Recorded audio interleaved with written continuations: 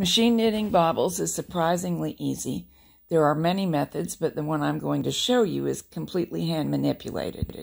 Dark pink is my main yarn, and for the bobble, I'm going to knit 2 stitches wide and 4 rows long in pale pink.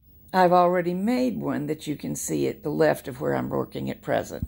It's possible to make the carriage do this for you, but I think it's just as easy to do by hand. So I'm going back and forth on my 2 stitches, knitting them 1, 2, 3, 4 times.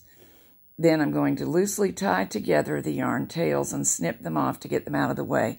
Later, they can actually be tucked inside of the bobble.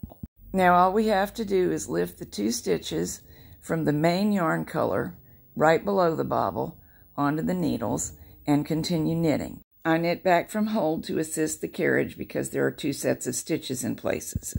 Just stop and repeat wherever you want another bobble.